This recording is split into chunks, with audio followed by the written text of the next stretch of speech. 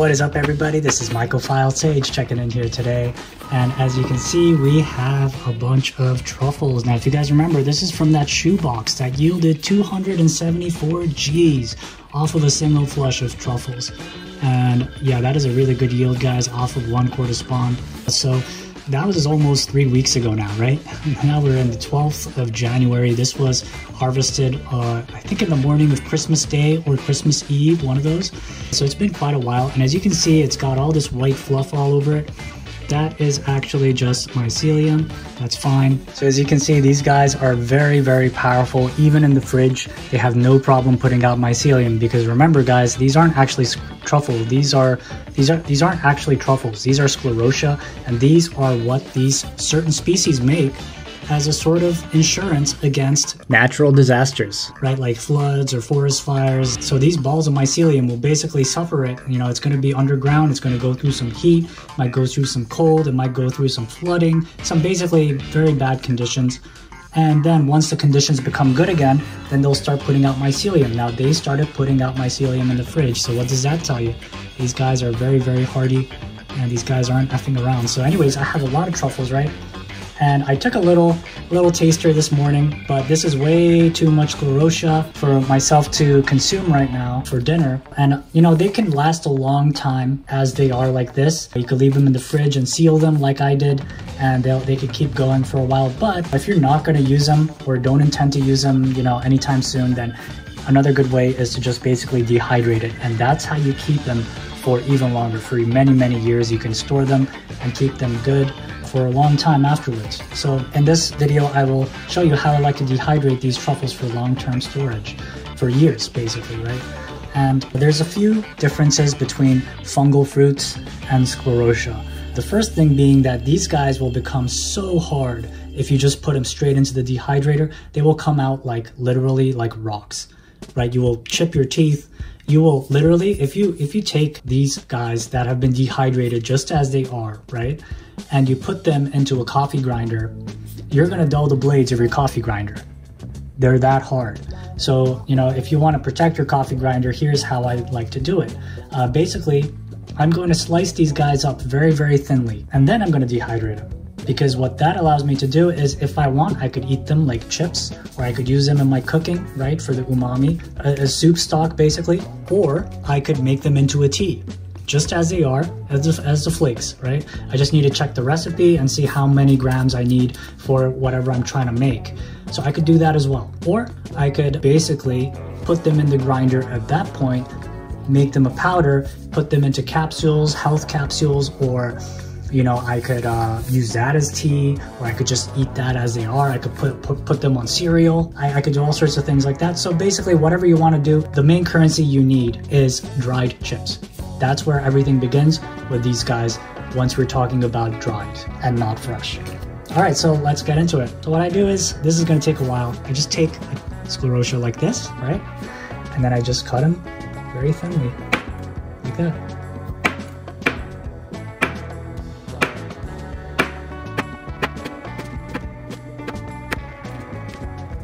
As you guys may notice, these guys actually don't change color once you cut them. They don't bruise a different color or anything like that. It's because these guys are very, very stable. I find these guys store much better than fruits, even though fruits can also store a long time. The fruits off of this guy also don't change color, right? Which has traditionally been a good indicator of lasting flavonoid preservation. So these guys can preserve a very long time like this. I've even heard of people freezing these guys fresh in the freezer, right? And they come back to it 10 years later, and they got like perfectly good clone cultures. They put that to agar and it'll start growing. I haven't tried that yet, but do I believe it? I've never tried it myself, but I do believe that. I mean, because these guys are so strong. As you guys saw, even in the fridge, they were growing, you know, heartily.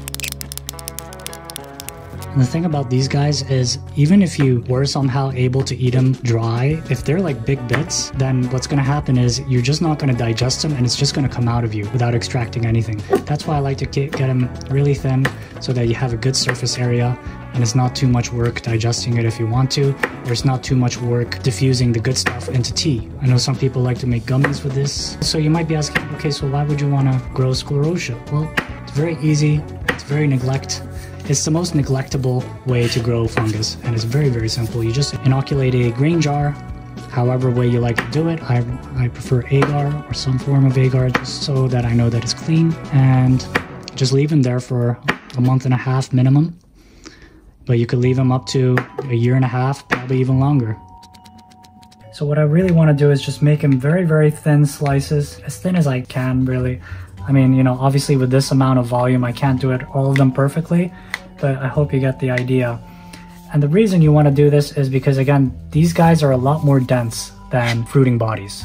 Whereas fruiting bodies have around, you know, 90+% of their weight being water, and 8% of it being just everything else. These guys, it's more like 70% water, so 30% mass apart from water. So that's why these guys have a different dehydration technique, because they become like, ooh, you see that? See, now this is fresh, right? And even fresh, it's that hard. You'll never get that with fungus, with the fruiting bodies. Now imagine, you know, all the water taken out, then it becomes literally like a rock. I like to make tea with these guys because I really enjoy the taste in a tea form, and it can take basically everything out. It can extract all of the health benefits out of these medicinal fungi, so that's why I like to make tea. So I recommend, if you're going dry, if you're gonna have dry, then I personally like tea, or maybe make a soup so you can enjoy the taste and have some more nutrition, you know, make it a stew. People have recently asked me, are these the black truffles? And I tell them, no, this is like the false truffles. These are more like brown truffles. And the reason these guys, you know, a lot of people don't know about these truffles is because it's a lot cheaper, but the taste is not as good. But then again, it's a lot easier to grow. It's mostly for the health benefits rather than really the taste. I mean, the taste is not bad, but the health benefits are very, very much, you know, there's a lot of health benefits, definitely a lot more than black truffles. And again, these guys aren't really truffles, they're sclerotia.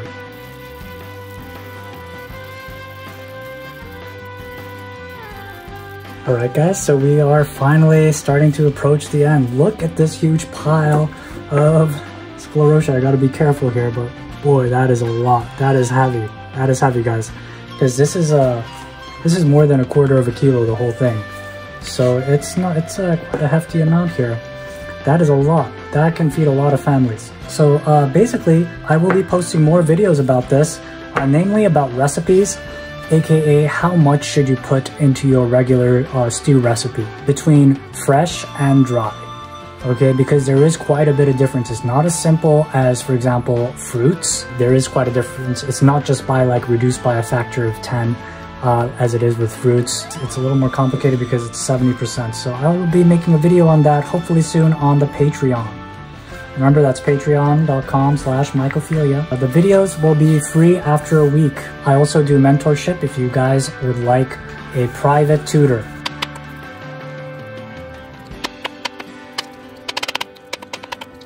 I know this looks like a lot of work, and it is a lot of work, you know, because I'm making sure that they are really thin slices, but you will, believe me, thank yourself later, because you want to keep these for years. This is the investment, so that you could have everything smooth for years, right? Because if you don't do this step properly, then it's going to be a pain in the butt every time you take out your, you know, jar of beautiful dehydrated truffles. It's going to be a pain in the butt, so this will save you a lot of grief in the long run. Well, everybody, here is the finished product. So that didn't take nearly as long as harvesting these guys in the first place, but that still took a long, long time. Here's my hand. That is a lot of truffles. And as you can see, over here there's bigger ones, right?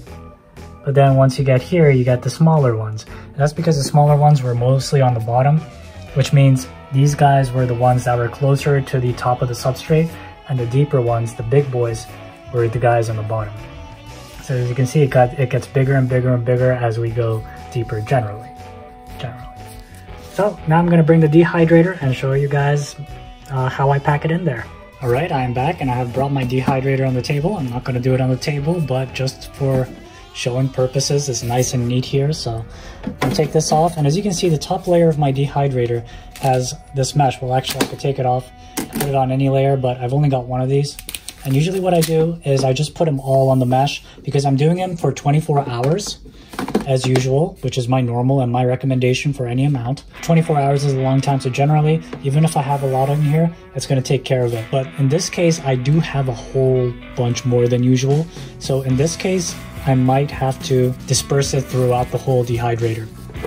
So before I start, as you can see on the dehydrator on the bottom, you can get a lot of gunk in here over time, right? You could, as you can see, there's a long bunch of vermiculite and some old dried fruits and stuff in there. So I try to clean it when I can, but especially now because a lot of these little truffle pieces, a lot of these guys, as you can see, will become very, very small once dehydrated. So a lot of them will fall onto the bottom of the dehydrator. So I want to make it so that I'm not picking up vermiculite and mixing it in with my stash. So I'm going to clean it out. Okay guys, I'm back, and as you can see, it's mostly clean. It's a lot cleaner. There's a bunch of gunk there, but whatever. I'm going to be making tea anyways, so it's not the end of the world. And I'm just going to put this on the top layer, and I'm going to do, I think I'm going to start off just by taking some of the smaller pieces and putting them on here. I want to be really, really careful with this, guys. Just put a bunch in each section. I will disperse them later. So I think that's a decent enough amount for now. That's about almost a half of the total product.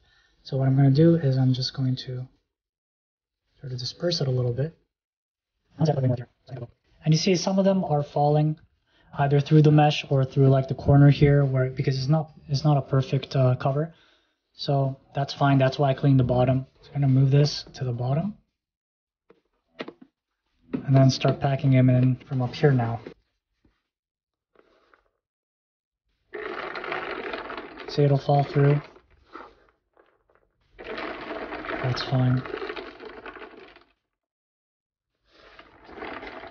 If you have, ideally you'd have like multiple meshes, but this works fine as well. My dehydrator definitely earns its keep. And of course I'm going to be doing this at the top setting, which for my dehydrator is 160 degrees. Usually it's 160 to 165 depending on your model. Usually thereabouts is the top heat setting in a typical dehydrator.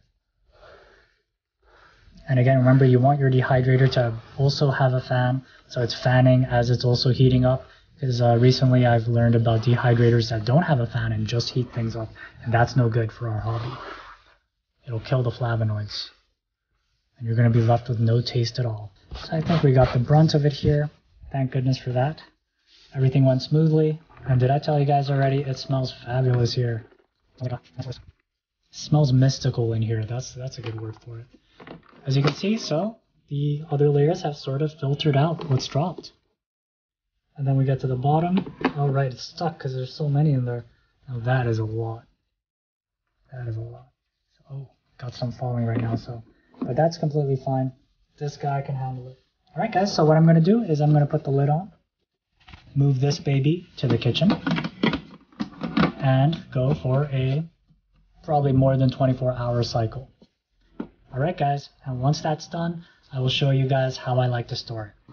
So here we are guys, 22 hours later. So I set the dehydrator for 48 hours and everything's going smoothly. As you can see, they are drying nicely, and check it out guys, look at how many there are in here. There's a lot. So I set the dehydrator for 48 hours, and I might not go the full 48 hours, but I'm going to go a little longer than usual. So once I finish dehydrating these guys, I'm going to put them in jars like this. As usual, same with fruits, Put them in, I recommend a mason jar. This is not a mason jar because I ran out of it, but this gets the job done pretty well. Just put them with a desiccant as usual, and yeah, they should be good to go. Same as with fruits, basically. You just want to get them real cracker dry. And if you'd like to learn more about my dehydration technique, where you could get it perfect every single time and your storage is going to be perfect for years, then check out my video, Proper Dehydration and Storage. Alright guys, that's all. Mycophile Sage, checking out. P.S. How many grams do you think it came out to? Post in the comments below.